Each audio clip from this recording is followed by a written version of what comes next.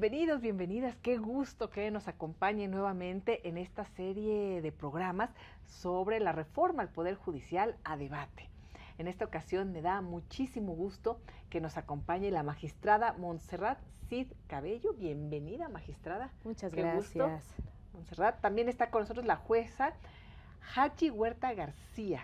¿Qué tal? Bienvenida. Muchísimas gracias. Haji. Haji. Sí, Haji. Sí. ¿Qué significa? Cuidadora espiritual. Cuidador espiritual y del Poder Judicial.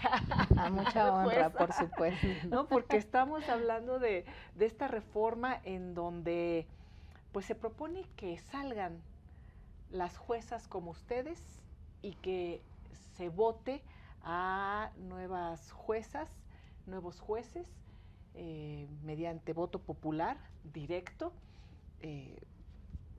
y ya. O sea, se va a proponer esta iniciativa en septiembre. Jueza, ¿qué opinas? Pues, ¿qué te digo? Yo soy una jueza nueva, nueva de un año 6 meses, un año 8 meses. Y bueno, pues ver truncada esa carrera para la que me preparé desde antes inclusive de entrar a la universidad, pues porque uno tiene sueños, anhelos y vas buscando tu forma de vida, tu historia de vida. Pues imagínate, ¿no? Es bastante complicado tener que aceptar, cosa que... A ver, Haji, tú dices nueva. ¿Qué significa ser una jueza nueva? ¿Es como lo que indicó el presidente de que se elijan a quienes no tienen experiencia porque tienen más entusiasmo, a quienes acaban de salir? ¿Sería tu caso? O cuando dices nueva, estás hablando de toda una carrera detrás y de años, ¿no? Platícanos un poco. Pues nueva, porque en el Poder Judicial de la Federación no nos eligen, solo no nos designan nada más porque sí para ser juezas o jueces de distrito, magistradas o magistrados. Tenemos que pasar por filtros y esos filtros son, pues bueno, carrera judicial. ¿Qué consiste la carrera judicial? Que pues entras al Poder Judicial desde los primeros eslabones. Actualmente inicia con el puesto de oficial judicial, puedes acceder a ser actuaria, actuario judicial, después secretaria o secretario de tribunal o de juzgado de distrito, y después dices, bueno, ¿qué sigue? ¿Qué sigue en mi carrera, no? Pues es un trabajo, pero es un sentido de vocación, es un servicio, y pues tú decides si quieres concursar para ser jueza o juez de distrito, que es el primer eslabón, ¿no? Entonces, pues yo para ser jueza de distrito tuve que pasar por un proceso de selección en donde decidí voluntariamente inscribirme para participar y acceder a la categoría. En ese concurso, pues ha habido de todos tipos de modalidades.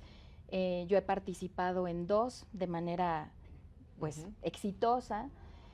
Y entonces, pues, es un proyecto de exámenes en donde tú cumples con un perfil, cumples con una antigüedad, cumples con antigüedad tanto en el servicio como profesionalmente hablando, y luego pues te sometes a un estudio que es demasiado intenso, no es algo de la noche a la mañana. ¿Con cuántas mujeres era? ¿Con cuántas mujeres? Justo, a mí me tocó concursar, o de donde salí como jueza, y por eso decía nueva jueza, pues fue el primer concurso conforme a la reforma laboral, y fue hace 2 años, hace poco más de 2 años, surge esta convocatoria que está dirigida solamente para mujeres y si mi memoria no me falla, concursé con 1,194 mujeres, en donde pues todas hicimos, todas hicimos ese primer examen, ese filtro de conocimientos generales.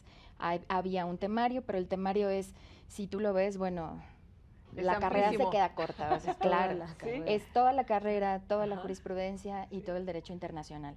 Entonces, pues, haces ese primer examen, hay un filtro y entonces después pasamos, me parece que alrededor de 130, 140 a la siguiente etapa.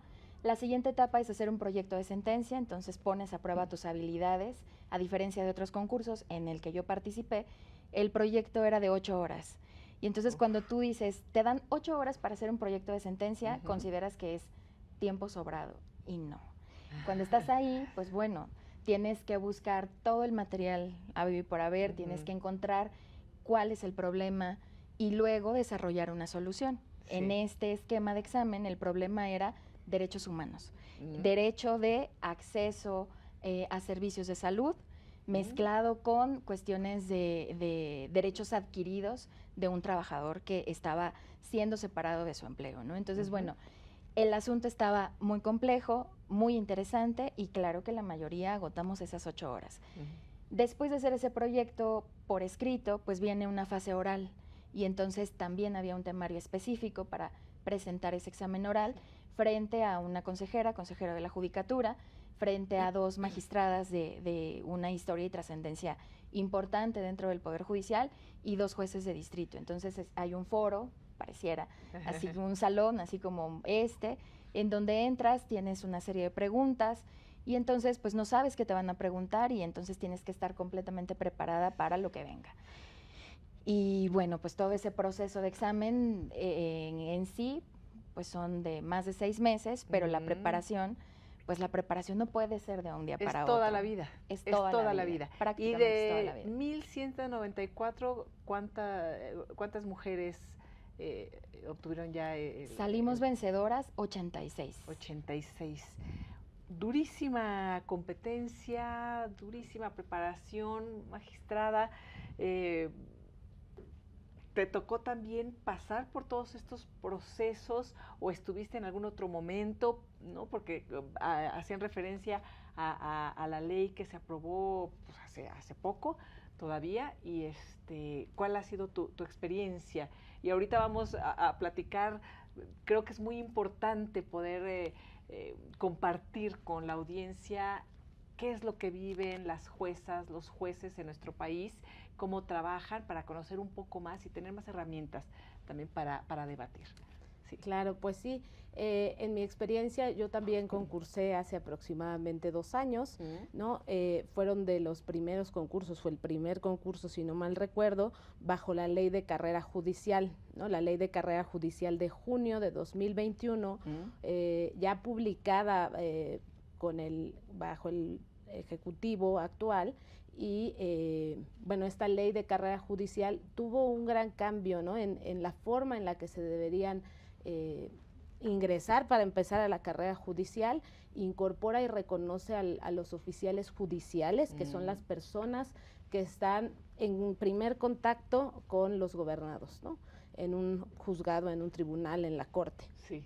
Esta ley de carrera incorpora a estas personas oficiales judiciales como una nueva cuestión y bueno, esta ley de carrera judicial se emite también atendiendo a la reforma con y para el Poder Judicial de la Federación que bueno, fue diseñada bajo el anterior presidente de la Corte. Entonces me parece que se puso mucho énfasis en los nuevos perfiles que debería de haber de juzgadores y juzgadoras en el Poder Judicial de la Federación. Fue una buena reforma. Sí, fue una muy buena reforma donde pues también se incorporó la perspectiva de género de manera transversal en los concursos. Entonces, bueno, tanto la juez, por lo que está comentando, como yo, pues fuimos de las personas que ya concursamos, ¿no? A partir de esta ley de carrera judicial, con estos filtros que ella comenta, ¿no? De experiencia, de años, desde luego, antigüedad, muchos requisitos que se deben de cumplir y teniendo también pues como objetivo central, que me parece muy importante, es la legitimación de los órganos judiciales, ¿no? O sea, en la ley de carrera judicial una de estas finalidades es legitimar, ¿no? Y cómo te legitimas, pues si realmente en todos estos concursos que se hacen, se busca que sean procesos de formación, preparación y actualización necesarios para llegar al cargo.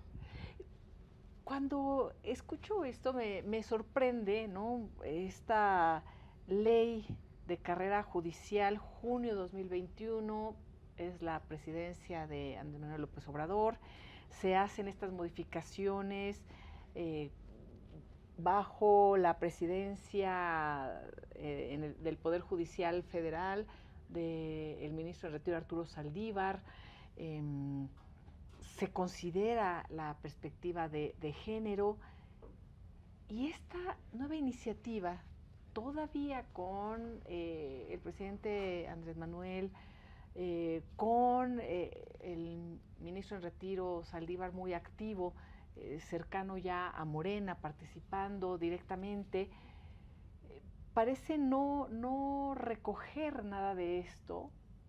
Me parece que ni siquiera hay un tema de sobreperspectiva de género, y al contrario, es borrón y cuenta nueva. Y además no solo eso, sino escuchamos a integrantes de la llamada 4T reforzando la idea del presidente, que dijo, de hecho, sí se le puede hacer cambio a mi iniciativa, se puede quitar esto de que tengan 5 años de experiencia quienes van a ser votados por voto popular, y que se integren también jóvenes recién egresados, porque son entusiastas, y lo que pasa es que la preparación y el tiempo que llevan nada más ha amañado a quienes imparten justicia, a quienes administran la justicia. ¿Qué opinión te merece esto, magistrada? Sí, bueno, a mí me parece que un tema central que debe de estar bajo la lupa de los legisladores y del pueblo en general es que haya una legitimidad, pero a partir de la preparación, ¿no? Que es lo que justo se impulsó desde la reforma con y para el Poder Judicial.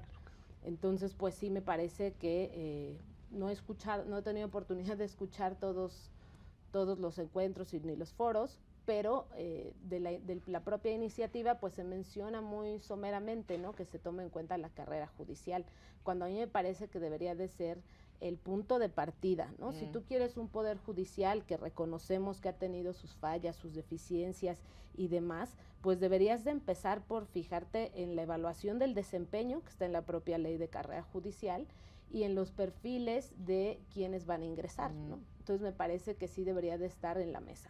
Es decir, es todo lo contrario, no únicamente considerar lo que someramente se dice, sino reforzar esta idea, y no, pues bueno, no se requiere experiencia. ¿Por qué minimizar así, de esta manera, la carrera judicial, la experiencia que se tiene? ¿Es así de sencillo lo que tienen que resolver? Nada sencillo. La realidad es que seguramente todos estamos asombrados, asombradas. ¿Por qué? Porque llegar a concursos como acción afirmativa, la magistrada lo acaba de mencionar ahorita, Monse, y yo, con todas nuestras compañeras que salimos vencedoras en nuestros respectivos concursos, pues la razón de ser de esos concursos dirigidos solo para mujeres fueron una acción afirmativa. Sí. Y entonces cambia la dinámica de elección. ¿Para qué? Para visibilizar a las mujeres, para ponernos el piso un poco más parejo y poder decir, bueno, como mujeres profesionistas, tenemos una doble, yo digo triple jornada. ¿Por qué? Porque tenemos nuestras actividades laborales normales, también somos, pues tenemos una familia, ya sean nuestros padres, una pareja, hijos. Entonces, la manera de conciliar esos intereses, y además como una obligación del Estado mexicano frente a la normativa internacional, pues la carrera judicial, la ley de carrera judicial, como dice la magistrada, surge en junio 2021 y acoge esas acciones afirmativas que están elevadas a nivel constitucional. Sí. Y entonces, ahora con este planteamiento de reforma judicial, pues todo eso se hace a un lado, y entonces tuvieron que pasar muchos años para que por fin, vía Constitución, vía todas las reformas que se fueron gestando y que se aprobaron por los propios legisladores para que estuviera presente la paridad de género, se están haciendo a un lado. Entonces, creo que bueno, eso nos deja en gran desventaja a quienes, como ejemplo, las que estamos aquí el día de hoy, a todas las demás que vienen, pues ahora parece que se vuelve imposible, ¿no? Imposible pensar o visibilizarte con esas dobles o triples jornadas como profesionistas. Porque hay que también pensar quiénes o quiénes impulsarían candidaturas de jueces y de juezas. ¿Cómo sería este proceso de voto popular? Sí, es muy cuestionable, ¿no? Cómo va a ser realmente el proceso, ¿no? Como está en la iniciativa, no hay mayor cuestión más que para ciertos niveles, ¿no? Ciertos cargos podrían hacer uso de medios de comunicación y demás, pero pues me parece que a nivel de personas que estamos en la carrera judicial, jueces, magistrados, pues es casi imposible, ¿no? Estar impulsando y entonces descuidas la labor jurisdiccional, ¿no? por estar buscando los apoyos que se requirieran, cuando a mí me parece que, vuelvo al tema, ¿no? Lo que debería estar sobre la línea es, en su caso, reformar el procedimiento para ingresar, ¿no? Ten concursos donde entonces no sean nada más personas, ¿no?, que estén en carrera judicial, abre los concursos, modifica esta ley, ¿no? Entonces, pues sí, ahí el ingreso, todo el procedimiento para ver la capacitación y ver si efectivamente puedes continuar, ¿no? Porque pues a todos los titulares nos están evaluando constantemente a través de visitas, y ahí en esa evaluación del desempeño es donde puedes ver cuáles son las deficiencias del órgano jurisdiccional y pues generar un cambio, ¿no? Un cambio puntual. A mí me ha sorprendido al conocer un poco más sobre el Poder Judicial, porque es mucho más fácil estar cerca del Ejecutivo en el día a día, bueno, no se diga en las mañaneras a partir de este sexenio, la exposición que tiene, la agenda que marca, lo que dice y se repite, por supuesto el legislativo con los debates que hay, se identifican, pero en el Poder Judicial, pues difícilmente, si no tuviéramos esta charla, conocería yo quién es la magistrada Monse, quién es la jueza Hadji, y qué es lo que hacen. Entonces, creo que parte de su labor, por supuesto, es estar concentrada en lo suyo, que no es necesariamente toda esta exposición. Ahora, yo agradezco que ahora estamos conociendo un poco más de pero me ha llamado la atención que, a diferencia de lo que he escuchado en las mañaneras, por ejemplo, se tienen muchos controles dentro del Poder Judicial. Cuando dice el Poder Judicial es corrupto, los jueces son corruptos, incluso en el tema del nepotismo, pues fue un propio miembro del Poder Judicial Federal hace unos años quien saca el tema, y ahora me entero que además ya hay controles importantes sobre el tema de nepotismo, de las líneas familiares, hasta en 5º grado, me parece. Es decir, hay controles que ya quisiéramos que existieran en el Ejecutivo, no en el Legislativo. Yo creo que más bien todo esto nos va a ayudar a proponer aquella carrera legislativa, por ejemplo, y que le sepan a las leyes, ¿no? Quienes están en el Congreso, por ejemplo. Hay muchos controles. Decías que hay evaluación de desempeño. ¿Cómo es esto? Sí, uno es la evaluación del desempeño que está en la ley de carrera, ¿no? Donde pues realmente a través del Consejo de la Judicatura Federal o el órgano que en su caso se proponga que esté vigilando realmente, pues cómo están funcionando realmente los órganos, ¿no? Y entonces llegan a través de visitas, ¿no? Por visitaduría, te revisa todo, ¿no? Absolutamente todos los expedientes, todas las áreas, desde pasar la lista, cuestiones administrativas y también cuestiones jurisdiccionales de integración de expedientes, demás. Eso es una de las formas que está prevista en la ley.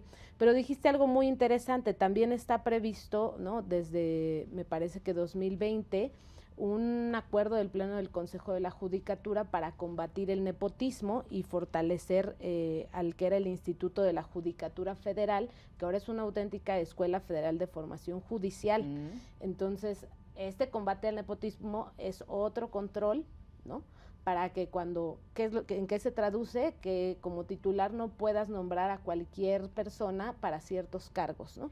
Y si consideras que puede haber alguna cuestión donde esté comprometida tal vez en el nombramiento, la objetividad, porque hay alguna relación familiar, tienes que elevar una consulta, ¿no? Para que efectivamente analice una comisión específica si puedes otorgar o no ese nombramiento, ¿no? La Escuela Federal de Formación Judicial también, a través de la capacitación, pues te está también evaluando, ¿no? Con los cursos que como titulares estamos obligados a tomar, entre ellos 2 que también fueron de la administración anterior implementados, de perspectiva de género, ¿no?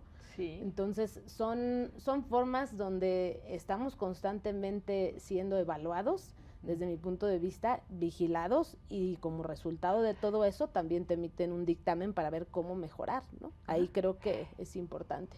Y obviamente vemos que hay apellidos que se repiten en el Poder Judicial, hay hijos, hijas de algún juez que se integra a la carrera, bueno, como en el legislativo, como en el ejecutivo, pero ¿qué sucede? Por ejemplo, en estos casos, tienen que cumplir con todos estos requisitos también, independientemente de que sea la hija de, el hijo de, la esposa de, el esposo de, el papá de, no sé, no. Estoy pensando ahorita como, es muy fácil hablar así de nepotismo. ¿Cuál es la circunstancia que se vive dentro del Poder Judicial? Pues mira, yo me iría un poco más atrás. A ver. A ver, en nuestra vida diaria, vivimos en las oficinas del Poder Judicial. Nuestros hijos, yo tengo un hijo de 6 años, están de vacaciones. Ha habido veces que claro que me lo tengo que llevar a la oficina porque no tengo quien lo cuide. Entonces, él que ve a su mamá trabajando. Hay por ahí alguna frase de un pensador donde dice, a ver, si algún día mi hijo me pregunta qué quiero estudiar, qué debo estudiar, oriéntame, pues ni modo que yo no le diga que estudie Derecho, y en él estará él si decide o no ingresar a las filas del Poder Judicial en el esquema actual, ¿no? Entonces, se ha hablado de una gran familia judicial. Es verdad que hay muchas personas titulares que tienen a sus hijos, a sus papás, y que son generaciones tras generaciones que han permanecido. O que se conocen, digo, si te la pasas en la oficina, pues claro, al rato ya el de la oficina dice, ay, caray, ¿no? Pues bueno, es que ahí te convives y te conoces, no sé, estoy pensando. Es que de verdad, pues no ves a nadie más, es con quien convives, y entonces es lo que ves. Y por eso me remonto hasta allá, porque creo que puede ser ese un origen. Ahora, con la administración anterior del ministro en retiro, Arturo Saldívar, ¿qué implementó? Pues eso, una manera de vigilar ese tipo de relaciones y de disminuir los verdaderos conflictos de focos interés rojos que seguramente existían. Yo creo que aquí hay que tener autocrítica para poder establecer, bueno, probablemente ha habido un abuso y entonces por eso vinieron las reglas. Actualmente 2 veces al año estamos obligados y obligadas todas las personas del Poder Judicial de la Federación a rendir este reporte y poder establecer hasta el 4º o 5º grado si tenemos o no relación dentro del Poder Judicial. Y entonces te podrás encontrar que hay probablemente algún titular que tenga relación a nivel nacional. ¿Por qué? Pues porque tampoco puedes elegir por tu familia. A lo mejor tienes una persona que también le apasiona y también tiene esta vocación de servicio y por su lado ingresó. Decía la magistrada, bueno, es que al interior tenemos esos mecanismos y podemos, de entrada, por ejemplo, si yo tengo a una persona que su esposo también es abogado y quiere entrar y tengo un lugar, yo no lo puedo contratar. ¿Por qué? Pues porque si tienen una relación de supra-subordinación al interior del órgano, actualmente está vedado por todas, y mira que es bastante complejo todo el proceso de pedir al Comité de Integridad, o sea, vamos, las reglas administrativas están fuertes. También para poder contratar y para estar. No es fácil. Entonces, creo que en esa autocrítica, las reglas del Poder Judicial, del Consejo de la Judicatura, han evolucionado hasta el punto en el que al día de hoy es imposible hacer ese tipo de contrataciones. Mi esposo trabaja en Poder Judicial también. ¿Se conocieron en el Poder Judicial? No. Pues poco faltó. Convives todo el santo día, ¿verdad? Claro, poco faltó. Pero él entra al Poder Judicial de manera independiente a mí. Nos conocimos en la universidad. Y entonces después nuestras vidas se unen otra vez en Poder Judicial, ¿no? Y pues es complicado porque ahora que yo soy titular, pues a él difícilmente lo contratan porque tiene que pasar por todo este filtro. Y a veces, pues bueno, nadie quiere ganarse un problema de a gratis, ¿no? Entonces hay que conocer bien esas reglas y esas reglas existen. Y existen, te digo, tanto para, por ejemplo, mi esposo, que no es fácil que cualquier persona, cualquier otro titular lo contrate porque tiene que pasar por un filtro aún mayor. Tienen que investigar si yo conozco a ese nuevo titular a donde él pretende ingresar. Hay un comité exclusivo para tocar todo este tipo de análisis y entonces ellos dan una respuesta, ellos te dicen sí, no hay ningún conflicto de interés, no hay ningún problema en que hagas la contratación y entonces es cuando el titular puede hacer esa contratación. Entonces, si hablamos de nepotismo, bueno, yo diría en qué temporada, en qué épocas. No podemos borrar lo que sucedió antes, pero sí podemos ir enmendando ese tipo de oportunidades como actualmente está prevaleciendo. Pero lo están diciendo el día de hoy, o sea, el Ejecutivo y la gente de Morena y ligada, que incluye ya a una ministra. Yo escuché y decía, una ministra que además tiene un apellido muy activo dentro de la llamada 4T, y decía que hay nepotismo, lo están hablando en el presente y están denostando al Poder Judicial desde dentro y desde fuera. Y parece ser, por lo que hemos platicado, por lo que se ha expuesto, de manera, llamémoslo, imprecisa, ¿no? Por llamarlo de alguna manera.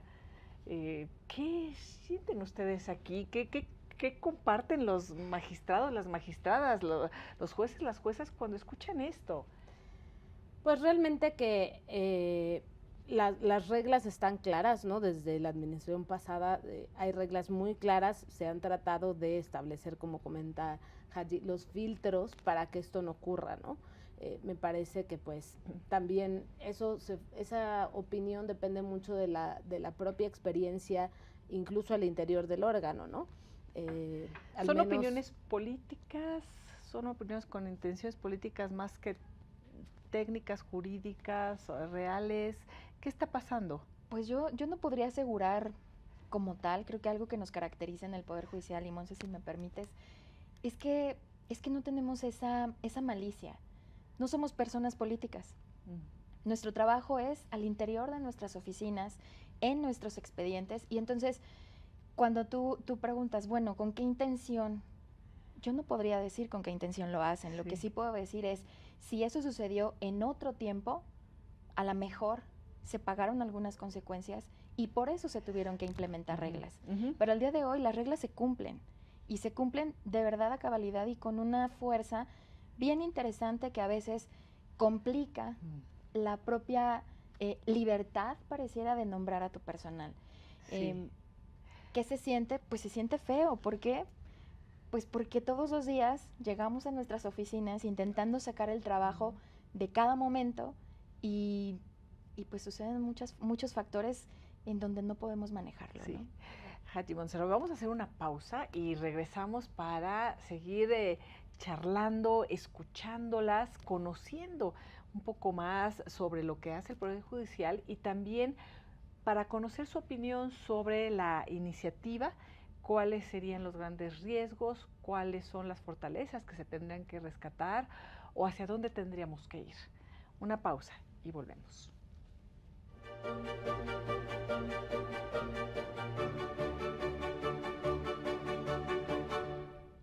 Continuamos esta charla sobre la reforma al Poder Judicial a debate con la magistrada Montserrat Cid Cabello y la jueza Hadji Huerta García. ¡Qué gusto!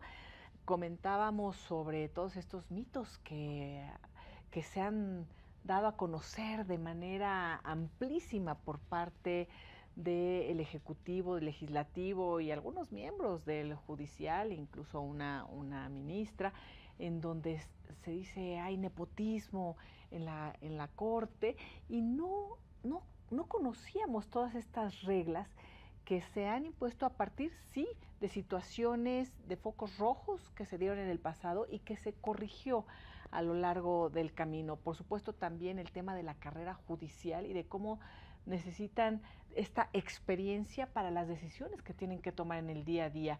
Magistrada, por ejemplo, Montserrat, ¿qué temas ves tú en el día a día y cuál es la experiencia que has tenido que adquirir para resolver algo concreto? Claro, pues bueno, yo estoy en un tribunal colegiado de apelación que tiene competencia en materia civil, administrativa y especializado en competencia económica, telecomunicaciones y radiodifusión. Tenemos sobre esta última especialización competencia en toda la República, ¿no? Revisamos a los jueces especializados, por ejemplo, en materia de concursos mercantiles y bueno, vemos casi todos los procedimientos pues civiles, mercantiles, administrativos, federales, ¿no? Es decir, revisamos los actos de nuestros jueces federales. En ese sentido, pues me parece que sí, el bagaje que trae uno, ¿no? Podrían pensar, pues, la edad no está peleada con la preparación. Sin embargo, sí creo que para poder conocer al Poder Judicial, pues es la verdad un anhelo, ¿no? Desde el nivel, el peldaño más bajo, que es una labor importantísima para un órgano desde que eres profesional operativo, pues tienes ese anhelo de ascender por una meritocracia, ¿no? Y creo que aquí está lo más relevante. La mayoría de los titulares, si no es afirmar que todos, empezamos con ese sistema de meritocracia, que también ya cambió, ¿no? Dicho sea de paso. Cuando yo inicié, que iba en 7º semestre de la Facultad de Derecho, pues realmente existía la figura del meritorio, ¿no? ¿Eso qué quiere decir? Pues que ingresabas sin que te pagaran un sueldo ni nada, era mero amor al arte, ya en etapas pues avanzadas de la carrera, para aprender, o sea, casi uno iba a aprender independientemente de que no había paga, ¿no? Y sigues toda una preparación que, bueno, pues eso ahora se ha transformado en practicantes judiciales, que ya está más regulado, ¿no? Tiene también controles para que no sea cualquier persona, o sea, por recomendación, criterios objetivos para que desde jóvenes estudiantes puedan ingresar. Entonces, a mi parecer, ahí hay que poner atención, desde ahí empieza, ¿no? La formación. Entonces, a mí me parece que pues esta idea de que la experiencia no se adquiere con los años, ¿no? Pues me parece que de cierta forma sí tienes que tener experiencia ya en los asuntos tan puntuales que vas a resolver, ¿no? Como te comento en este caso, en el tribunal donde estoy, pues concursos mercantiles federales, ¿no? Sumamente especializados, asuntos de derecho de réplica, de acciones colectivas, de extinción de dominio, son temas muy especializados y pues me parece que parte de la función del Poder Judicial es escoger a los titulares atendiendo a este sistema que se ha formado, ¿no? De capacitación, de especialización, y pues la carrera judicial me parece que es básica para poder garantizar de cierta forma que los que estén ahí tengan el perfil más idóneo, ¿no? Y garantizar pues la independencia judicial, ¿no? La especialización, el profesionalismo. Y como te comentaba, ¿no? También estas evaluaciones del desempeño pues también tienen como resultado que si tu desempeño no es el adecuado, termina ahí, ¿no? Termina en el sentido de que ya no te pueden ratificar y entonces va y la carrera. O sea, sí creo que la nueva ley de carrera está diseñada para poner la evaluación que debe de estar, ¿no? E independientemente de la nueva ley de la carrera, ¿desde hace cuánto se implementó este sistema de carrera y de meritocracia para ir ascendiendo?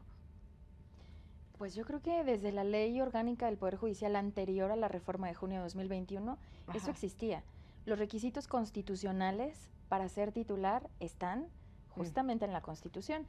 Y entonces de ahí venimos todos los demás. Digo, cuando vamos empezando, como menciona Monse, pues llegamos con esos anhelos de estudiantes y entonces vamos, para ser actuario, ¿no? Necesitas tener, me parece, mínimo 3 años de experiencia profesional con tu título, tu cédula, y pues bueno, puedes acceder, los exámenes de acceso a las categorías de carrera judicial existen desde que yo entré al Poder Judicial y tengo 23 años, 11 meses en Poder Judicial. No podía nadie nombrarte en mis tiempos, en estos 23 años, no podían decirte, ahora te toca a ti ser actuario. No, había que pasar un filtro y entonces tenías que sustentar exámenes, tenías que tener una calificación aprobatoria. Ha habido modulaciones, 8, 8.5, y pues de ahí para adelante, ¿no? Entonces, no ha sido a dedazo en los últimos años, y te digo, por últimos años, yo me atrevo a decir eso, 20 años. En ese sentido también llama la atención que se diga que es un poder elitista, ¿no? Y que atiende a los más ricos y que no ve al pueblo.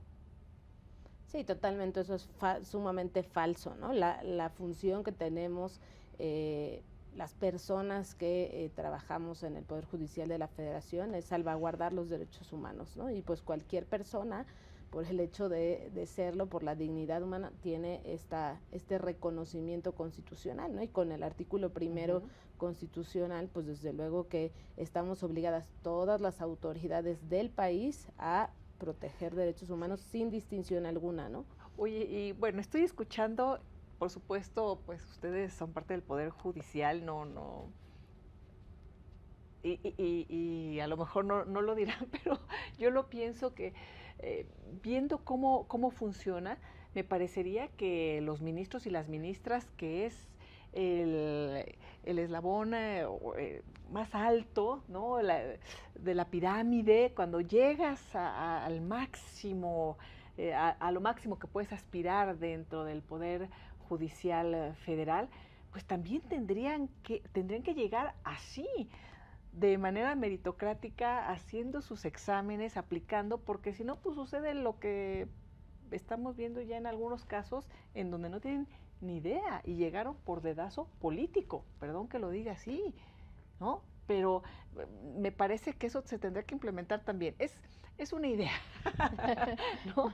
que me parece sería importante y que seguramente también viven las personas de, por ejemplo, de la carrera rumbo a la Cancillería, ¿no? El servicio profesional de carrera en la Secretaría de Relaciones Exteriores, cuando se han preparado, están, y de pronto, por dedazo político, nombran a los gobernadores que se dieron el lugar a quien ganó, ¿no? Entonces debe ser muy frustrante esa parte. Pues seguramente es frustrante sí. Para todos en el ámbito en el donde nos desenvolvemos, que tú te estés preparando y que tú estés intentando todos los días mejorar, aprender, hacer tus exámenes para que llegue alguien y entonces te haga a un lado. Sí. Y mucho se ha dicho, como comentabas, de que el Poder Judicial es elitista. No sé desde qué óptica, o a lo mejor hay dos ópticas. Uno, el ingreso. Y yo te diría, las puertas están abiertas de todos los órganos jurisdiccionales. ¿Por qué? Pues porque están esos programas de prácticas en donde el único filtro es que cumplas, bueno, hay a lo mejor el de requisitos formales, que tengas un porcentaje en tu carrera, y yo le agregaría, bueno, pues hay que ver un perfil de la persona. ¿En qué sentido? Ética judicial. No es tan fácil, o es muy fácil que alguien quiera decir, es que yo quiero entrar al Poder Judicial. Y dices, bueno, pero ¿por qué quieres entrar al Poder Judicial? ¿Qué es lo que te gusta del Poder Judicial? No, pues es que yo veo los edificios y ganan muy bien. Es relativo. ¿Por qué? Porque la mayor parte de nuestra vida está dentro de las oficinas y está trabajando. Aun cuando no estamos en las oficinas, estamos trabajando al día? ¿Y cuántos días a la semana? Depende, porque cuando tienes guardia estás 24 horas 7. Disponible.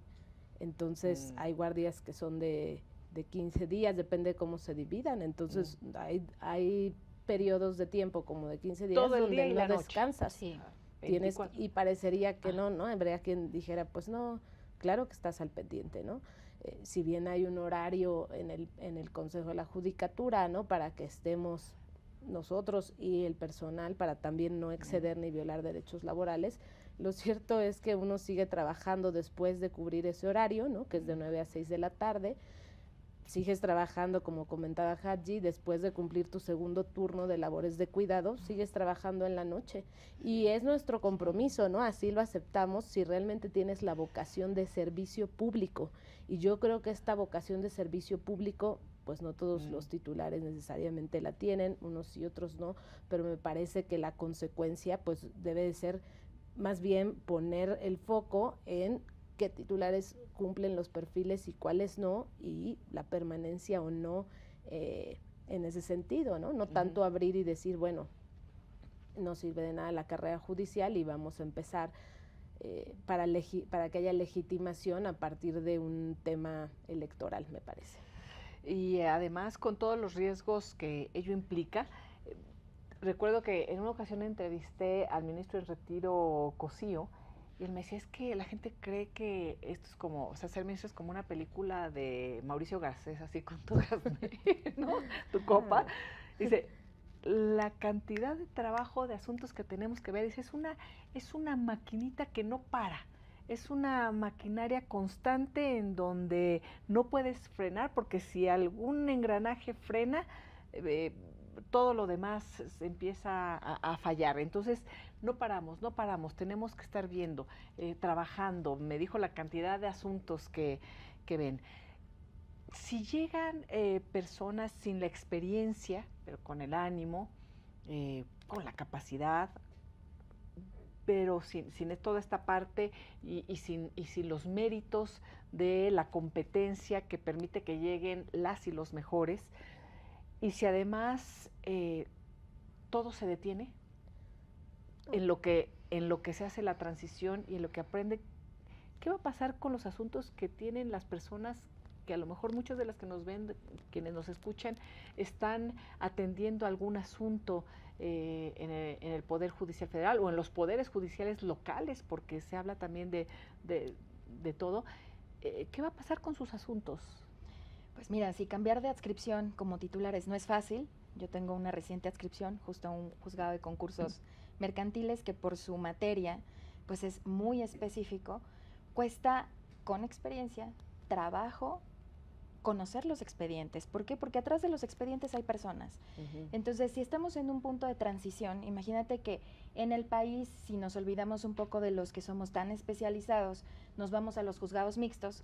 Todos los días en un juzgado mixto te llegan amparos, solicitudes de amparo contra órdenes de aprehensión que llevan el tema de la suspensión provisional definitiva.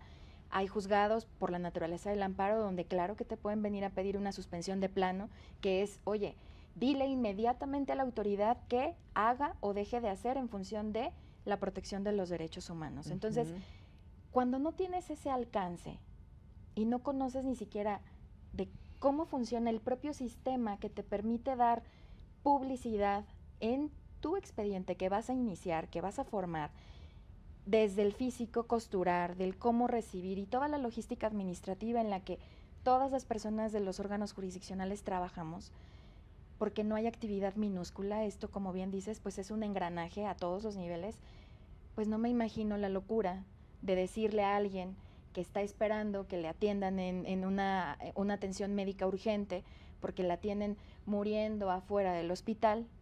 Sí, usted... ¿Cómo le dices, espéreme tantito porque voy a entregar el juzgado, porque viene alguien y ¿qué cree? No conoce cómo empezar de cero. Tiene muy buenas ideas y viene con todas las ganas, como dices, ¿no? Pero no puedes esperar, hay asuntos que no pueden esperar y son el mayor número de asuntos que ve el Poder Judicial. ¿Por qué? Pues porque, como decía la magistrada, protegemos derechos humanos y la protección no puede esperar. Esta pausa puede ser muy perjudicial para muchas personas, pero después, ¿qué sigue? ¿Cómo se va a resolver si las y los juzgadores son electos vía votación popular? ¿A quién van a responder? ¿A quién los eligió? ¿Por qué los eligió? Sí, se va a generar, desde mi punto de vista, se podría generar un efecto inverso, ¿no?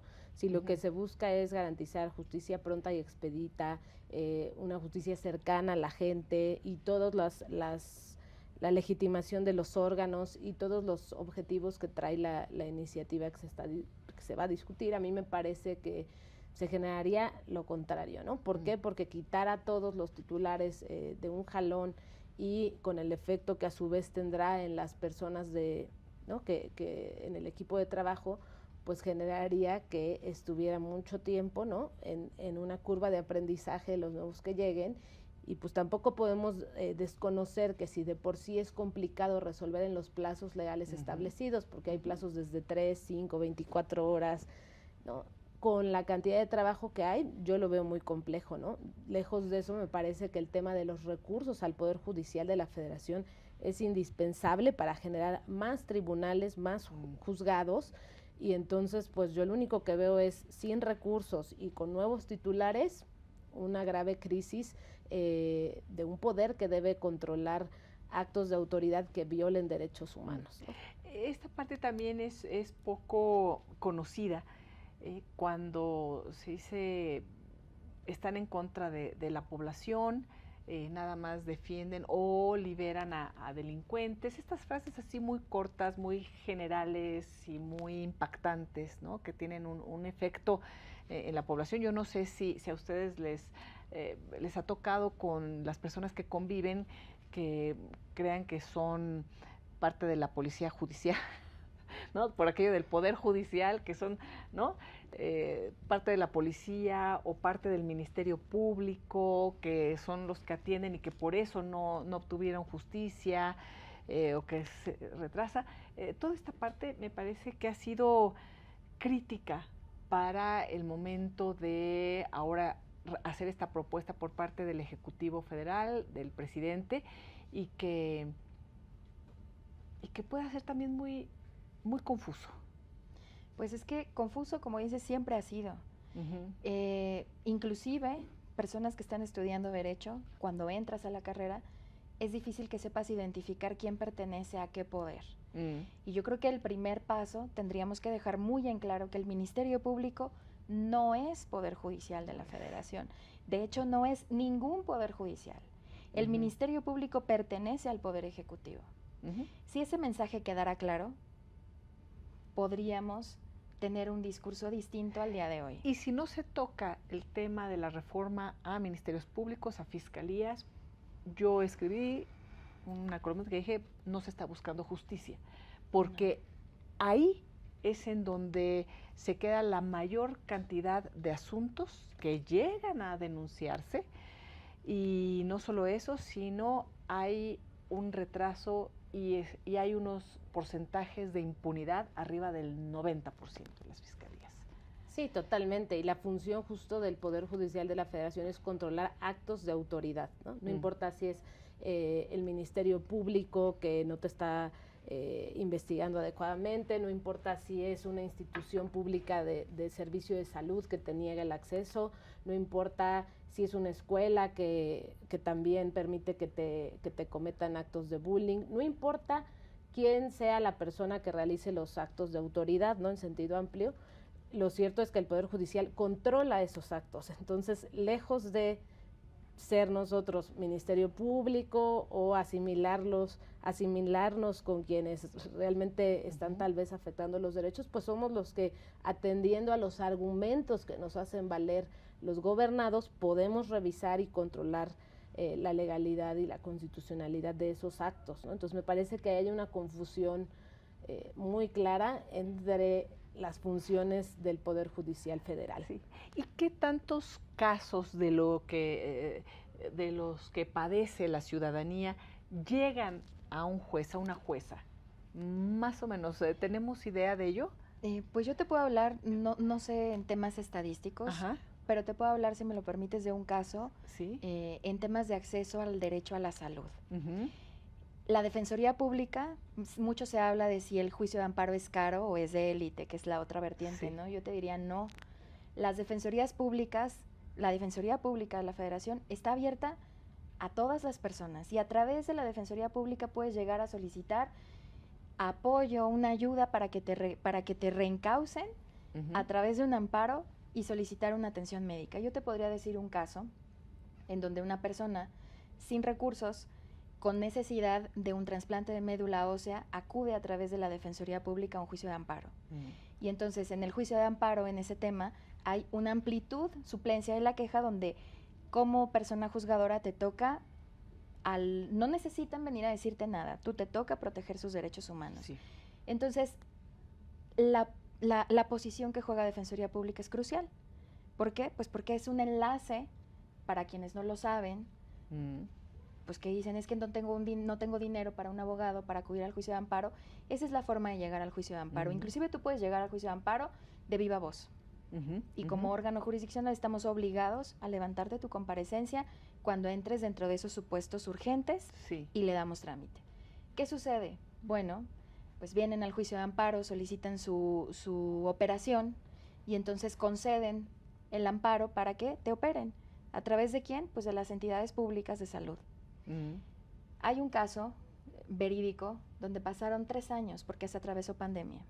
Durante 3 años a esta persona pues estaba en el grupo vulnerable. No había comunicaciones oficiales porque nuestro país se paralizó como todo el mundo. Y cuando reactivas el juicio de amparo para el cumplimiento, que nunca se detuvo porque es orden público y entonces no puede esperar, son de las cuestiones urgentes, le vas dando ese seguimiento y 3 años después logra una operación después de estar encima de la autoridad diciéndole, esto no se trata de recursos, tu problema son los recursos económicos, pero mi trabajo es proteger esos derechos humanos. Entonces, es una forma de control. Si tú le preguntas a una autoridad si quiere o no quiere realizar la operación que una persona usuaria del sistema de salud público necesita, probablemente por recursos no te va a responder. Pero si vienes al juicio de amparo, es un mecanismo, el mecanismo idóneo para lograrlo. Y lo conseguimos. Y hay exitosos asuntos, pues que dan toda la satisfacción.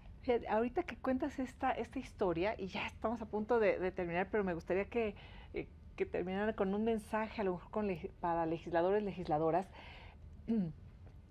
He pensado en estos días que es muy importante una reforma al sistema de justicia, pero el sistema de justicia involucra inevitablemente a los ministerios públicos, a abogados, a las defensorías públicas, a los poderes judiciales locales, al federal. Es decir, estamos hablando de algo mucho más fuerte e importante que es necesarísimo en nuestro país. Y cuando se habla de justicia, no es nada más tocar al Poder Judicial Federal o a los poderes judiciales así, incluso se tendría que considerar al Ejecutivo, al sistema de salud, al sistema educativo, para cumplir con el deber de las autoridades de garantizar el acceso a estos sistemas y, por supuesto, los derechos humanos. ¿Qué decirle a los legisladores, a las legisladoras que no llegaron por meritocracia ni a través de un sistema de años de preparación, ni de competencia, ni de que hicieron sus exámenes y fueron las que sacaron mejor calificación o los que sacaron mejor calificación en relación a los otros? No, ellos no han llegado así, ellos han llegado por el voto popular y ahora quieren implementarlo a jueces y juezas. ¿Qué les dirías, magistrada?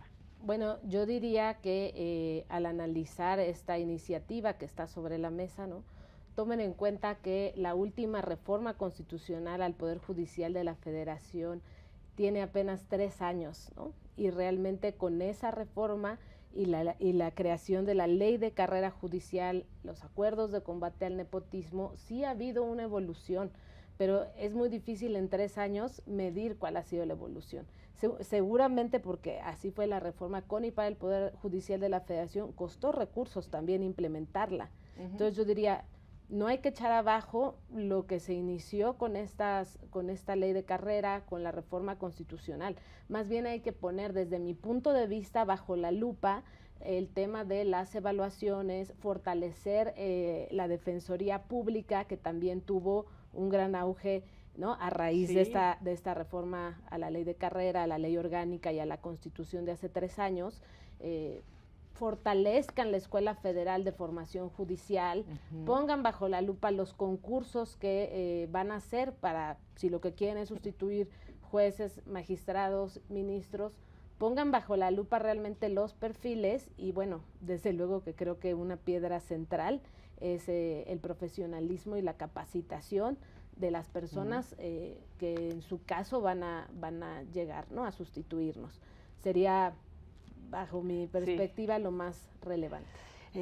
Hachi, ¿qué les comentarías a legisladores, legisladoras que, por supuesto, por su propia naturaleza, representan a la sociedad, a quienes votaron por ellos, no al presidente, a la presidenta en turno, no a su partido, sino a la ciudadanía, y por ello también hay voto directo, voto popular directo, y esa es la naturaleza. Sin embargo, pues bueno, no siempre llegan los más preparados tampoco, ni los mejores, pero ¿qué les dirías a ellos en relación a toda esta propuesta y que son los que van a aprobar, los que vienen en la próxima legislatura, o no, esta iniciativa presidencial? Pues comparto lo que dice Monse sobre dónde hay que poner esa atención. Realmente creo que la formación, la carrera judicial y buscar qué poder judicial queremos. Si el discurso actual es que todos los jueces son corruptos, yo diría hay mecanismos tanto en materia penal como en materia de responsabilidades para hacer las denuncias respectivas. Yo creo que ningún titular hombres, mujeres, juzgadoras, juzgadores, estaríamos en contra de que inicien ese tipo de mecanismos. Para eso están. Se ha hablado de rendición de cuentas, yo diría, existen ya los mecanismos de rendición de cuentas. Si hay algún vacío en esos propios mecanismos, a lo mejor también poner atención a cómo irlos perfeccionando. ¿Por qué? Pues porque en el Poder Judicial trabajamos personas íntegras, en donde, pues bueno, el que generalicen y digan que la razón de la reforma es porque hay una corrupción, yo creo que es una afirmación muy al aire, que no tiene un sustento, y que si hay un sustento, entonces que busquen esos caminos correctos para dar una respuesta. Les agradezco el haber compartido su experiencia, el que nos ayuden a conocer un poco más el día a día. Creo que parte de todo este momento que estamos viviendo, que rescato, ¿no? Es el escuchar a jueces y juezas que de otra manera pues seguirían en su trabajo, que entiendo es arduo y tienen que estar, pero también qué bueno que hemos podido conocer un poco más de la labor que realizan. Muchísimas gracias, Montserrat. Al contrario, muchas gracias por la invitación, un gusto estar aquí. Muchas gracias. Muchas gracias. Muchas gracias. Y gracias a ustedes por habernos acompañado. Los espero en el próximo programa.